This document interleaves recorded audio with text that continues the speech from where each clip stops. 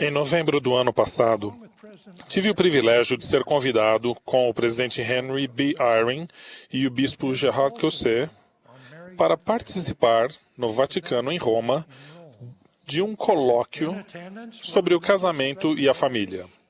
Estavam presentes representantes religiosos de 14 diferentes religiões de 6 dos 7 continentes, todos os quais tinham sido convidados para expressar suas crenças a respeito do que está acontecendo com a família no mundo de hoje. O Papa Francisco abriu a primeira sessão da Assembleia com esta declaração: vivemos atualmente em uma cultura de coisas passageiras, na qual mais e mais pessoas estão simplesmente desistindo do casamento como um compromisso público. Essa revolução nos costumes e padrões morais frequentemente hasteia a bandeira da liberdade, mas na verdade tem trazido devastação espiritual e material a incontáveis seres humanos, especialmente aos mais pobres e mais vulneráveis. São sempre eles que mais sofrem durante essa crise. Referindo-se aos da nova geração, ele disse que é importante que não cedam à mentalidade venenosa das coisas passageiras, mas que sejam revolucionários quanto à coragem para buscar o amor verdadeiro e duradouro, contrariando o padrão comum. Isso deve ser feito. Essa declaração foi seguida de 3 dias de apresentações e debates com líderes religiosos abordando a questão do casamento entre o homem e uma mulher. Enquanto ouvia uma grande variedade de líderes religiosos de todas as partes do mundo, escutei-os concordando plenamente uns com os outros e expressando apoio às crenças dos outros quanto à santidade da instituição do casamento e à importância da família como a unidade básica da sociedade. Senti uma forte sensação de mutualidade e união com eles. Houve muitos que viram e expressaram essa união e o fizeram de várias maneiras. Uma de minhas partes favoritas foi quando um erudito muçulmano do Irã citou integralmente 2 parágrafos de nossa própria proclamação sobre a família. Durante o colóquio, observei que quando várias religiões, denominações e crenças estão unidas quanto ao casamento e à família, eles também estão unidas quanto aos valores, à lealdade e ao comprometimento que naturalmente são associados à unidade familiar. Foi extraordinário ver como o casamento e as prioridades voltadas à família ultrapassam e substituem quaisquer diferenças políticas, econômicas ou religiosas. Quando se trata do amor ao cônjuge, das expectativas, das preocupações e dos ideais para os filhos, somos todos iguais. Foi maravilhoso participar de reuniões com oradores de todas as partes do mundo expressando seus sentimentos sobre a importância do casamento entre um homem e uma mulher. Cada um de seus discursos foi seguido de testemunhos de outros líderes religiosos. O presidente Henry B. Eyring prestou o testemunho final no colóquio. Ele prestou um vigoroso testemunho sobre a beleza de um casamento fiel e sobre nossa crença na bênção prometida de famílias eternas. O testemunho do presidente Eyring foi uma bênção apropriada para encerrar aqueles 3 dias especiais. Agora, você deve estar se perguntando se a maioria teve um sentimento mútuo quanto às crenças e à prioridade familiar, se todas as religiões essencialmente concordam sobre o modelo ideal de casamento e se todos concordaram sobre o valor que deve ser dado aos lares e aos relacionamentos familiares, como então somos diferentes? Como a Igreja de Jesus Cristo dos Santos dos Últimos Dias se distingue e se diferencia do resto do mundo? Eis a resposta. Embora tenha sido maravilhoso ver e sentir que temos muito em comum com o resto do mundo em relação a nossas famílias, temos, no entanto, a perspectiva eterna do Evangelho restaurado. O que o Evangelho restaurado menciona sobre o casamento e a família é tão importante, tão relevante, que não pode ser negado. Tornamos o assunto eterno. Levamos o compromisso, o comprometimento e a santidade do casamento ao nível mais elevado, por causa da nossa crença e compreensão de que as famílias existiam antes desta terra e de que elas podem continuar por toda a eternidade. Esta doutrina é ensinada de modo tão simples, poderoso e belo nas palavras de Ruth Gardner na canção As Famílias Poderão Ser Eternas, da Primária. Pausem por um momento e pensem sobre como as crianças da primária de todo o mundo cantam estas palavras em seu idioma nativo, e com toda a força, com entusiasmo, que apenas o amor da família pode evocar. As famílias poderão ser eternas no plano do Senhor. Para com eles viver, para sempre eu merecer. O Senhor mostrou-me o que fazer. Toda a teologia de nosso Evangelho restaurado se concentra na família e no novo e eterno convênio do casamento. Em a Igreja de Jesus Cristo dos Santos dos Últimos Dias, acreditamos em uma vida pré-mortal, onde todos vivíamos literalmente, como filhos espirituais de nosso Pai, de nosso Deus, de nosso Pai Celestial. Cremos que éramos e ainda somos membros de sua família.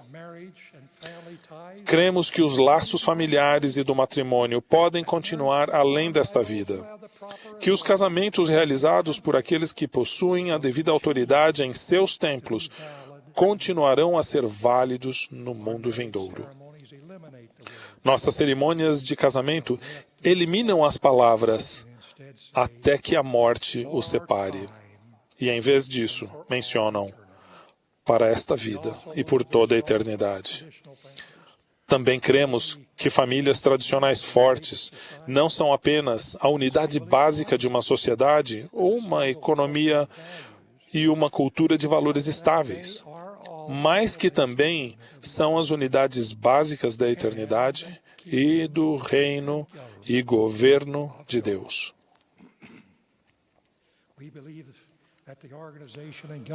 Cremos que a organização e o governo do céu são edificados em torno de famílias e de seus parentes.